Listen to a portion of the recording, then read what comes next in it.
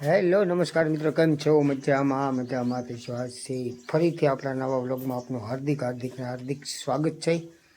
અને આજે આપણે વ્લોગની અંદર બનાવવાનું છે જીવામૃત, જે ખેતી માટે બહુ બેસ્ટ છે. તો જો એની બધી તૈયારી કરી નાખી છે.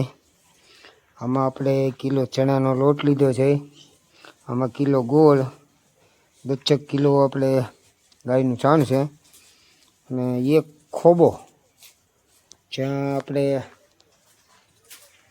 કોઈ દિવસ રાસાયણિક કે કોઈ પણ પ્રકારની દવા ન છાંટી હોય ને, એ ઝાડ નીચેથી એક ખોબો માટી લેવાની, અને એક લેવાનું છે આપણે આ બેરલ જેવો ટીપણુંમાં ભરી દીધું છે. ગામૂત્ર ઓલરેડી આમાં આપણે એડ કરી દીધું છે.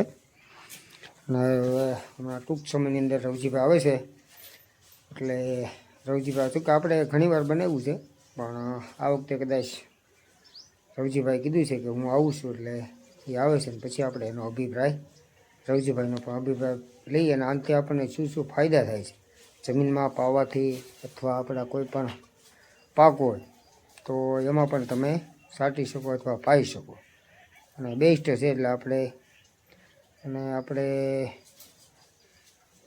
સરકાર પણ એવું કહે છે કે આપણે ઓર્ગોનિક ખેતી તરફ વળીએ, તો અમે તો જો કે ઘણી વસ્તુ આપણે ઓર્ગોનિક કરીએ છીએ. અને અત્યારે ઘઉં પણ છે આપણે, એ પણ ઓર્ગોનિક છે, એમાં પણ આપણે કોઈ જાતની દવા કે ખાતર નાખ્યું નથી.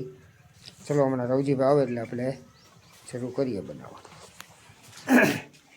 તો મિત્રો જો ગોળ આપણે વેલો તો એ પણ નાખી દીધો છે, અને હવે વારો છે આ ચણાનો લોટ. તમારે પાસે ફોટા પાડવાની પાડી દેવાય.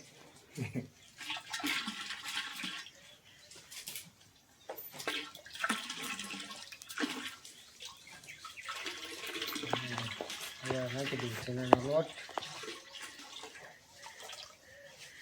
ફોટા એનો વાંધો નહીં, એ તો કટિંગ થઈ જાય. હાલ બોલ. ચણાનો લોટ પણ નાખી દીધો છે.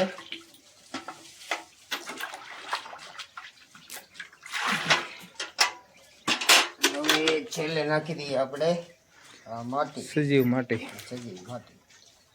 માટી પછી નાખી જ લેવાની, કે ક્યાંય આપણે દવા ને એવું ન છાંટ્યું ના.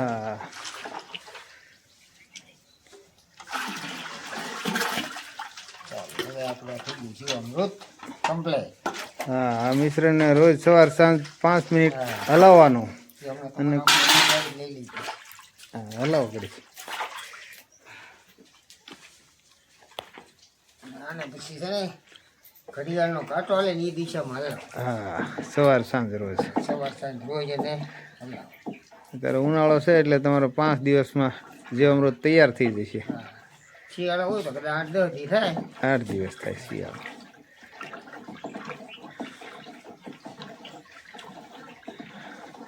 કોઈ પણ પાકમાં પાણી સાથે તમે પાઈ શકો છો, અને ઉપર પણ છંટકાવ કરી શકો છો. આ જીવામૃતથી આપણે રવજીભાઈ પાસેથી અભિપ્રાય લઈ.